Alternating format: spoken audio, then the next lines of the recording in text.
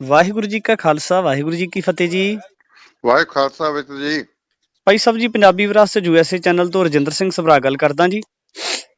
ਬਹੁਤ ਬਹੁਤ ਧੰਨਵਾਦ ਜੀ ਆਪ ਜੀ ਦਾ, ਆਪ ਜੀ ਦੇ ਚੈਨਲ ਦਾ, ਆਪ ਜੀ ਜੀ ਦੇ ਸਰੋਤਿਆਂ ਦਾ ਬਹੁਤ ਬਹੁਤ ਧੰਨਵਾਦ।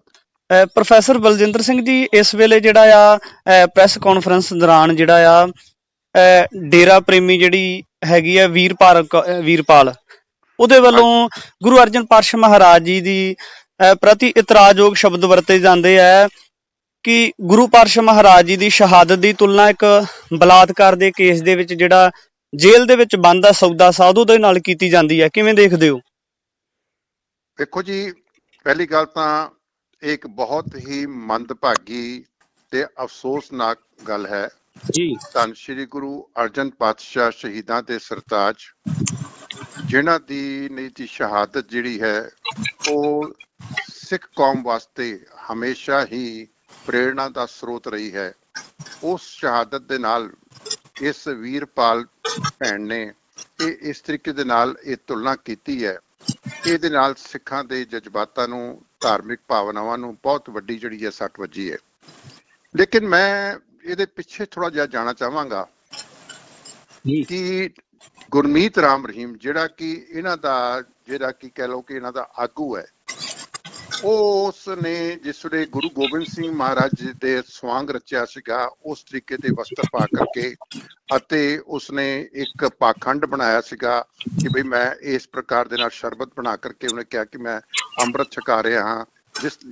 ਇਹ ਸਾਰੀ ਗੱਲਾਂ ਜਿਹੜੀਆਂ ਸੀਗੀਆਂ, ਇਹਦੇ ਪਿੱਛੇ ਮੈਂ ਸਮਝਦਾ ਕਿ ਬਈ ਇੱਕ ਬਹੁਤ ਵੱਡੀ ਸਾਜ਼ਿਸ਼ ਹੈ ਔਰ ਇਹਦੇ ਪਿੱਛੇ ਇੱਕ ਪੋਲੀਟੀਕਲ ਤਾਕਤ ਜਿਹੜੀ ਹੈ ਇਹਨਾਂ ਨੂੰ ਇਹ ਸ਼ਕਤੀ ਦਿੰਦੀ ਹੈ। ਜਿਵੇਂ ਕਿ ਜਿੱਦਾਂ ਕਿ ਬਾਦਲ ਹੋਰਾਂ ਨੇ, ਬਾਦਲ ਦੇ ਪਾਰਟੀ ਨੇ ਜਾ ਕਰਕੇ ਵੱਖ-ਵੱਖ ਸਮੇਂ ਦੇ ਉੱਤੇ ਇਹਨਾਂ ਕੋਲ ਜਾ ਕੇ ਵੋਟਾਂ ਮੰਗੀਆਂ। ਇਹਦੇ ਨਾਲ ਇਹਨਾਂ ਨੂੰ ਸ਼ਕਤੀ ਮਿਲਦੀ ਹੈ, ਇਹਨਾਂ ਨੂੰ ਬਲ ਮਿਲਦਾ ਹੈ ਔਰ ਇਹਨਾਂ ਨੂੰ ਪੈਟਰਨਾਈਜ਼ ਕਰਦੇ ਨੇ, ਇਹਨਾਂ ਦੀ ਪਿੱਠ ਦੇ ਉੱਤੇ ਜਿਹੜਾ ਥਾਪੜਾ ਦਿੰਦੇ ਨੇ ਇਹ ਸਾਡੇ ਸਿਆਸਤਦਾਨ। ਉਹ ਖਾਸ ਤੌਰ ਤੇ ਜਿਸ ਵੇਲੇ ਕਿ ਸਾਡੇ ਸ਼੍ਰੋਮਣੀ ਕਮੇਟੀ ਅਤੇ ਸਾਡੇ ਤਖਤ ਵੀ ਇਹਦੇ ਵਿੱਚ ਸ਼ਾਮਿਲ ਹੋ ਜਾਣ, ਉਹਨਾਂ ਨੂੰ ਮੁਆਫੀ ਦੇ ਦੇਣ, ਤਾਂ ਇਹਦੇ ਨਾਲ ਕੀ ਹੈਗਾ ਕਿ ਇਹਨਾਂ ਦੇ ਹੌਸਲੇ ਬੜੇ ਬੁਲੰਦ ਹੁੰਦੇ ਨੇ ਔਰ ਇਹ ਲੋਕ ਜਿਹੜੇ ਨੇ ਆਪਣੀਆਂ ਗਲਤੀਆਂ ਜਿਹੜੀਆਂ ਨੇ, ਜਿੱਦਾਂ ਕਿ ਉਹਨਾਂ ਨੇ ਸਵਾਂਗ ਰਚਿਆ, ਸਭ ਕੁਝ ਕੀਤਾ, ਤੇ ਹੁਣ ਉਹਦੇ ਜਿਹੜੇ ਪੈਰੋਕਾਰ ਨੇ ਉਹ ਇਸ ਪ੍ਰਕਾਰ ਦੀਆਂ ਗੱਲਾਂ ਕਰ ਰਹੇ ਨੇ ਕਿ ਧੰਨ ਸ਼੍ਰੀ ਗੁਰੂ ਅਰਜਨ ਦੇਵ ਪਾਤਸ਼ਾਹ ਦੀ ਸ਼ਹਾਦਤ ਵੇਲੇ ਵੀ ਇੱਕ ਸਾਜ਼ਿਸ਼ਾਂ ਰਚੀਆਂ ਗਈਆਂ ਸੀਗੀਆਂ। ਉਸੇ ਤਰੀਕੇ ਨਾਲ ਉਹਦਾ ਕਹਿਣ ਦਾ ਮਤਲਬ ਹੈ ਕਿ ਗੁਰਮੀਤ ਰਾਮ ਰਹੀਮ ਦੀ ਜਿਹੜੀ ਸਜ਼ਾ ਹੋਈ ਹੈ ਉਹਦੇ ਵਿੱਚ ਵੀ ਸਾਜ਼ਿਸ਼ ਰਚੀ ਗਈ ਹੈ, ਤੇ ਉਹਨੇ ਬਰਾਬਰ ਤੇ ਲਾ ਕੇ ਖੜਾ ਕਰਤਾ ਹੈ ਉਹ ਸਾਜ਼ਿਸ਼ ਵਾਲੀ ਗੱਲ ਨੂੰ ਗੁਰੂ ਅਰਜਨ ਪਾਤਸ਼ਾਹ ਦੀ ਸ਼ਹਾਦਤ ਦੇ ਸੰਬੰਧ ਵਿੱਚ। ਸੋ ਇਹ ਜਿਹੜੀਆਂ ਚੀਜ਼ਾਂ ਨੇ, ਇਹ ਮੈਂ ਸਮਝਦਾ ਕਿ ਬਈ ਇਹਨਾਂ ਨੂੰ ਪ੍ਰਮੋਟ ਕਰਨ ਵਾਲਾ, ਇਹਨਾਂ ਨੂੰ ਤਾਕਤ ਦੇਣ ਵਾਲਾ, ਇਹਨਾਂ ਦੇ ਸ਼ਬਦਾਂ ਦੇ ਵਿੱਚ ਸ਼ਕਤੀ ਭਰਨ ਵਾਲੇ ਜਿਹੜੇ ਨੇ ਉਹ ਸਾਡੇ ਹੀ ਉਹ ਅਖੌਤੀ ਪੰਥਕ ਆਗੂ ਨੇ। ਉਹ ਵਿਸ਼ੇਸ਼ ਤੌਰ ਤੇ ਮੈਂ ਇਹਦੇ ਵਿੱਚ ਕਹਾਂਗਾ ਕਿ ਕੱਲਾ ਕਿ ਪ੍ਰਕਾਸ਼ ਸਿੰਘ ਬਾਦਲ ਜਾਂ ਸੁਖਬੀਰ ਬਾਦਲ ਜਾਂ ਹਰਸਿਮਰਤ ਕੌਰ ਬਾਦਲ ਨਹੀਂ, ਬਲਕਿ ਇਹਨਾਂ ਦੇ ਬਹੁਤ ਸਾਰੇ ਜਿਹੜੇ ਆਗੂ MLA ਵਗੈਰਾ ਨੇ। ਤੇ ਪਿਛਲੇ ਦਿਨਾਂ ਵਿੱਚ ਤੁਸੀਂ ਦੇਖਿਆ ਵੀ ਸੀਗਾ ਕਿ ਸ਼੍ਰੀ ਅਕਾਲ ਤਖਤ ਸਾਹਿਬ ਦੇ ਵੱਲੋਂ ਇਹਨਾਂ ਸਾਰਿਆਂ ਨੂੰ ਬੁਲਾ ਕੇ ਜਿਹਨਾਂ ਨੇ ਵੋਟਾਂ ਲਿੱਤੀਆਂ ਸੀਗੀਆਂ, ਲਿਸਟ ਬਣੀ ਸੀ ਬਕਾਇਦਾ। ਸੋ ਇੱਕ ਡਰਾਮੇਬਾਜ਼ੀ ਕੀਤੀ ਗਈ ਸੀਗੀ। ਅੱਜ ਜਿਹੜਾ ਹੈ ਕਿ ਬਾਦਲ ਅਕਾਲੀ ਦਲ ਜਿਹੜਾ ਹੈ ਉਹ ਇਹਨਾਂ ਦੀਆਂ ਵੋਟਾਂ ਦੇ ਉੱਤੇ ਨਿਗਾਹ ਰੱਖ ਰਿਹਾ ਹੈ।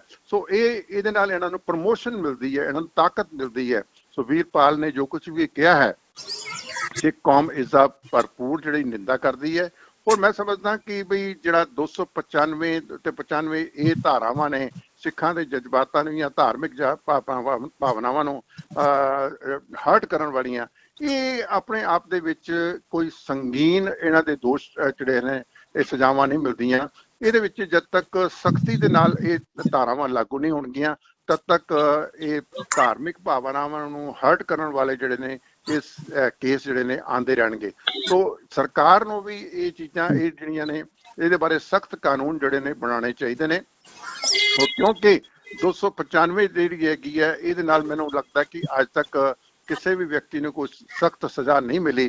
ਤੇ ਇਸ ਕਰਕੇ ਇਹਨਾਂ ਲੋਕਾਂ ਨੂੰ ਹੁੰਦਾ ਕਿ ਬਈ ਇਹ ਧਾਰਾ ਜਿਹੜੀ ਹੈ ਇਹਦੀ ਜ਼ਮਾਨਤ ਵੀ ਹੋ ਜਾਣੀ ਹੈ, ਇਹਦਾ ਕੋਈ ਸਾਨੂੰ ਸਜ਼ਾ ਵੀ ਨਹੀਂ ਹੋਣੀ। ਵੱਧ ਤੋਂ ਵੱਧ ਕੀ ਕਰਨਾ ਪੈਂਦਾ, ਮਾਫੀ ਮੰਗ ਲੈਂਦੇ ਨੇ, ਗੱਲ ਖਤਮ ਹੋ ਜਾਂਦੀ ਹੈ। ਸੋ ਇਹ ਕੁੱਲ ਮਿਲਾ ਕਰਕੇ ਇਹੋ ਜਿਹੜੀਆਂ ਘਟਨਾਵਾਂ ਨੇ ਇਹ ਬਾਰ-ਬਾਰ ਰਿਪੀਟ ਹੋ ਰਹੀਆਂ ਨੇ। ਸਾਡੇ ਜਜ਼ਬਾਤ ਜਿਹੜੇ ਨੇ ਉਹਨਾਂ ਨੂੰ ਠੇਸ ਲੱਗਦੀ ਹੈ ਸੋ ਇਹਦੇ ਬਾਰੇ ਕੋਈ ਸਖਤੀ ਦੇ ਨਾਲ ਕਦਮ ਜਿਹੜਾ ਹੈ ਪੰਥਕ ਜਥੇਬੰਦੀਆਂ ਨੂੰ ਵੀ ਚੁੱਕਣਾ ਚਾਹੀਦਾ ਹੈ। ਜਿਹੜਾ ਕਿ ਅਕਾਲ ਯੂਥ ਨੇ ਕਿਹਾ ਕਿ ਅਸੀਂ SSP ਮੋਹਾਲੀ ਨੂੰ ਇਹਦੇ ਬਾਰੇ ਇੱਕ ਕੰਪਲੇਂਟ ਦਿੱਤੀ ਹੈ, ਉਹ ਸ਼ਲਾਘਾਯੋਗ ਗੱਲ ਹੈਗੀ ਹੈ। ਉਹ ਸਾਰੇ ਪੰਥ ਨੂੰ ਜਿਹੜਾ ਹੈ ਉਹ ਇਸ ਪਾਸੇ ਜਿਹੜਾ ਹੈ ਜ਼ਰੂਰ ਵਿਚਾਰ ਕਰਨੀ ਚਾਹੀਦੀ ਹੈ। ਪ੍ਰੋਫੈਸਰ ਸਾਹਿਬ, ਸਵਾਲ ਹੈ ਕਿ ਗੁਰੂ ਅਰਜਨ ਪਾਤਸ਼ਾਹ ਦੀ ਸ਼ਹਾਦਤ ਦੀ ਗੱਲ ਕਰਦੇ ਆ, ਸ਼ਬਦ ਵਾਸਤੇ ਹੁੰਦੀ ਹੈ, ਸੱਚ ਸਿਧਾਂਤ ਵਾਸਤੇ ਹੁੰਦੀ ਹੈ, ਪਰ ਅਜਿਹੇ ਲੋਕਾਂ ਤੋਂ ਕੀ ਤਗਾਜ਼ਾ ਲਗਾਇਆ ਜਾਵੇ ਕਿ ਸਾਜ਼ਿਸ਼ ਤਹਿਤ ਹੋ ਰਿਹਾ ਹੈ ਜਾਂ ਫਿਰ ਇਹਨਾਂ ਦੀ ਬੇਵਕੂਫੀ ਹੈ ਕਿ ਇਹਨਾਂ ਨੂੰ ਪਹਿਚਾਨ ਨਹੀਂ ਕਿ ਇੱਕ ਪਾਸੇ ਉਹ ਜਿਹੜਾ ਬਲਾਤਕਾਰੀ ਸਾਧ ਹੈ ਔਰ ਇੱਕ ਪਾਸੇ ਗੁਰੂ ਅਰਜਨ ਪਾਤਸ਼ਾਹ ਦੀ ਸ਼ਹਾਦਤ ਦੀ ਤੁਲਨਾ ਆ। ਕੀ ਦੇਖਿਆ ਜਾਵੇ, ਇਹ ਸਾਜ਼ਿਸ਼ ਲੱਗਦੀ ਹੈ ਜਾਂ ਫਿਰ ਇਹਨਾਂ ਦੀ ਬੇਵਕੂਫੀ ਆ? ਨਹੀਂ ਜੀ, ਮੈਂ ਬੇਵਕੂਫੀ ਵਾਲੀ ਗੱਲ ਕਹਿ ਕਰਕੇ ਇਹਨਾਂ ਨੂੰ ਮੈਂ ਬਰੀ ਨਹੀਂ ਕਰ ਸਕਦਾ। ਇਹ ਸਾਜ਼ਿਸ਼ ਦੇ ਅਧੀਨ ਹੈ ਸਾਰਾ ਕੁਝ। ਉਹ ਬਲਾਤਕਾਰੀ ਬਾਬੇ ਜਿਹੜੀ ਹੈਗੀ ਹੈ, ਜਿਹੜਾ ਅਖੌਤੀ ਬਾਬਾ ਹੈਗਾ ਹੈ, ਉਹ ਸਾਰਾ ਕੁਝ ਜੋ ਕੁਝ ਵੀ ਕੀਤਾ ਗਿਆ ਇੱਕ ਸਾਜ਼ਿਸ਼ ਦੇ ਨਾਲ ਇਹ ਬਿਆਨ ਦਿੱਤਾ ਗਿਆ ਹੈ। ਔਰ ਧੰਨ ਸ਼੍ਰੀ ਗੁਰੂ ਅਰਜਨ ਪਾਤਸ਼ਾਹ ਦੀ ਜਿਹੜੀ ਸ਼ਹਾਦਤ ਹੈਗੀ ਹੈ ਉਹ ਇੱਕ ਸੁਪਰੀਮ ਸ਼ਹਾਦਤ ਹੈ, ਕਿਸੇ ਸਿਧਾਂਤ ਵਾਸਤੇ ਹੈ, ਸੱਚ ਦੇ ਉੱਤੇ ਸ਼ਹਾਦਤ ਹੈਗੀ ਹੈ।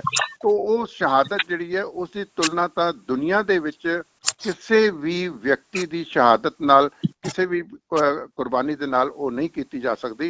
वो अपने आप दे विच एक सुप्रीम शहादत हैगी है जो कि साडे वास्ते प्रेरणा का स्रोत हैगा है। तो लेकिन ये बलात्कारी बाबे नूं ये सारा कुछ अपलिफ्ट करन वास्ते, उन्हें एलीवेट करन वास्ते ये सारा कुछ इल्जामबाजी जिहड़ियां ने ये वीरपाल ने लगाइयां ने।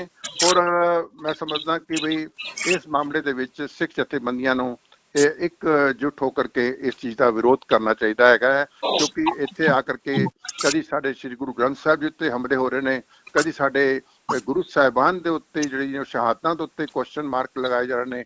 उन्हां नूं एक बलात्कारी बाबे दे नाल तुलना करके के इस तरीके नाल गल्लां कीतियां जा रही ने, जो कि बहुत ही ज़्यादा जिहड़ी है अफसोसनाक गल हैगी है। मैं समझदा कि बई ये गुरमीत राम रहीम नूं इन्हां ने एक बार फिर हाईलाइट करने वास्ते इहो जिहे बयान दिते ने, ये साजिश दे नाल कीते गए ने। ये कोई अज्ञानतावश इहो जिहे बयान नहीं है, इहदे पिछे कोई साजिश हैगी है और कोई पोलिटिकल सोच भी काम कर रही है। अकाल तख्त साहब की भूमिका बहुत वड्डी रही है। हुण की लगदा है कि इस मामले नूं लैके अकाल तख्त साहब दे जथेदार दा की रिएक्शन होएगा कि उन्हां वल्लों कोई कानूनी कार्रवाई दे नाल इन्हां नूं कोई होर भी सज़ा दित्ती जावेगी? देखो, जिथे तक श्री अकाल तख्त साहब का सवाल हैगा, मैं कहण विच कोई संकोच नहीं करांगा। श्री अकाल तख्त साहब के उत्ते जिहड़े लोग इस वेले काबज ने, ज्ञानी हरप्रीत सिंह, ये सिलेक्टिव अप्रोच हुंदी जी। इन्हां दी सिलेक्टिव अप्रोच का मतलब है कि जिथे की कोई चीज़ बादलों नूं अगर हर्ट करती है उत्थे ये चीज़ उस बारे अकाल तख्त भी साइलेंट हो जाता है, उत्थे श्रोमणी कमेटी भी साइलेंट हो जाती है। जिवें कि तुसीं देखिया कुंवर विजय प्रताप की रिपोर्ट जिहड़ी सीगी बड़ी एक निरपख रिपोर्ट सीगी, धन श्री गुरु ग्रंथ साहिब जी की जिहड़ी सीगी ते बाइबल कला दे गोलीकांड दी, वो सारे कुछ कुंवर विजय प्रताप ने बहुत वधिया तरीके नाल रिपोर्ट तैयार करके सारा कुछ जिहड़ा सीगा चलान वगैरह भी पेश करते सीगे। लेकिन जिथे इन्हां नूं लगदा है कि बई इन्हां दे आका जिहड़े ने बादलों नूं कोई सेक लगन लगा है, श्रोमणी कमेटी नूं कोई सेक लगन लगा है, तो उत्थे आकर के जिहड़ा है कि अकाल तख्त जिहड़ा है जी हाँ जिहड़े ज्ञानी रघबीर सिंह ने, वो भी ਜਿਹੜੇ ਜਥੇਦਾਰ ਨੇ ਤਖਤਾਂ ਦੇ, ਇਹ ਸਿਲੈਕਟਿਵਲੀ ਵਿੱਚ ਚੁੱਪ ਹੋ ਜਾਂਦੇ ਨੇ। ਤੇ ਜਿਹੜੇ ਚੁੱਪ ਹੁੰਦੀ ਹੈ ਇਹ ਰਾਜਸੀ ਮਜਬੂਰੀਆਂ ਹੁੰਦੀਆਂ ਇਹਨਾਂ ਦੀਆਂ, ਤੇ ਇੱਕ ਚੁੱਪ ਹੋ ਜਾਂਦੇ ਨੇ। ਹੋਰ ਮੈਨੂੰ ਲੱਗਦਾ ਹੈ ਕਿ ਬਈ ਅੱਜ ਕਿਉਂਕਿ ਗੁਰਮੀਤ ਰਾਮ ਰਹੀਮ ਦੇ ਕੇਸ ਦੇ ਵਿੱਚ ਜਿਹੜਾ ਹੈ ਕਿ ਇਹ ਜਿਹੜਾ ਬੀਬੀ ਨੇ ਬਿਆਨ ਦਿੱਤਾ ਹੈ, ਹੋ ਸਕਦਾ ਕਿ ਸ਼ਾਇਦ ਅੱਜ ਦੇ ਸੰਦਰਭ ਦੇ ਵਿੱਚ ਇਹ ਹਰਪ੍ਰੀਤ ਸਿੰਘ ਤੇ ਰਘਬੀਰ ਸਿੰਘ ਜੀ ਦੋਨੋਂ ਜਿਹੜੇ ਤਖਤਾਂ ਦੇ ਜਥੇਦਾਰ ਨੇ, ਇਹ ਹੋ ਸਕਦਾ ਹੈ ਕਿ ਇਹਦੇ ਬਾਰੇ ਬੋਲ ਬੈਠਣ, ਕਿਉਂਕਿ ਅੱਜ ਦੇ ਸੰਦਰਭ ਦੇ ਵਿੱਚ ਇਹ ਇਹਨਾਂ ਨੂੰ ਸੂਟ ਕਰਦਾ ਹੈ ਬੋਲਣਾ, ਇਹਨਾਂ ਨੂੰ ਮਾਫਿਕ ਹੈਗਾ ਬੋਲਣਾ। ਲੇਕਿਨ ਇਹ ਇਸੇ ਤਾਕਤ ਤੋਂ ਇਹਨਾਂ ਜਥੇਦਾਰਾਂ ਨੇ ਹੀ ਜਿਹੜਾ ਹੈ ਕਿ ਇਹ ਗੁਰਮੀਤ ਰਾਮ ਨੇ ਨੂੰ ਮਾਫ ਕੀਤਾ ਹੋਇਆ ਹੈ। ਸੋ ਇਸ ਕਰਕੇ ਇਹਨਾਂ ਦੀ ਜਿਹੜੀ ਅਪਰੋਚ ਹੈ ਨਾ, ਇਹ ਬੜੀ ਸਿਲੈਕਟਿਵ ਜੀ ਹੁੰਦੀ ਹੈ, ਸਮਾਂ ਦੇਖ ਕਰਕੇ ਇਹ ਰਿਐਕਸ਼ਨ ਕਰਦੇ ਨੇ। ਤੇ ਜੇਕਰ ਇਹਨਾਂ ਨੂੰ ਮਾਫਕ ਹੁੰਦਾ ਰਾਜਨੀਤਿਕ ਤੌਰ ਤੇ ਬਾਦਲਾਂ ਨੂੰ, ਫਿਰ ਇਹ ਬੋਲਦੇ ਨੇ, ਵਰਨਾ ਇਹ ਚੁੱਪ ਸਾਧ ਲੈਂਦੇ ਨੇ। ਜਿਵੇਂ ਕਿ ਕੁੰਵਰ ਵਿਜੇ ਪ੍ਰਤਾਪ ਦੇ ਕੇਸ ਵਿੱਚ ਵੀ ਇਹਨਾਂ ਨੇ ਚੁੱਪੀ ਸਾਧੀ ਹੋਈ ਹੈ, ਹੁਣ ਬੋਲੇ ਕੁਛ ਨਹੀਂ ਹੈਗੇ, ਕਿਉਂਕਿ ਨਾ ਸ਼੍ਰੋਮਣੀ ਕਮੇਟੀ ਨੂੰ ਇਹ ਸੂਟ ਕਰਦਾ, ਨਾ ਅਕਾਲ ਤਖਤ ਨੂੰ ਸੂਟ ਕਰਦਾ, ਤੇ ਨਾ ਹੀ ਇਹ ਬਾਦਲਾਂ ਨੂੰ ਸੂਟ ਕਰਦਾ ਕੁੰਵਰ ਵਿਜੇ ਪ੍ਰਤਾਪ ਦਾ ਕੇਸ। ਸੋ ਹੋ ਸਕਦਾ ਹੈ ਕਿ ਇਸ ਕੇਸ ਦੇ ਵਿੱਚ ਗਿਆਨੀ ਹਰਪ੍ਰੀਤ ਸਿੰਘ ਆਪਣਾ ਕੋਈ ਰਿਐਕਸ਼ਨ ਦਿਖਾ ਦੇਣ। ਧੰਨਵਾਦ ਜੀ। ਵਾਹਿਗੁਰੂ ਜੀ ਕਾ ਖਾਲਸਾ, ਵਾਹਿਗੁਰੂ ਜੀ ਕੀ ਫਤਿਹ ਜੀ।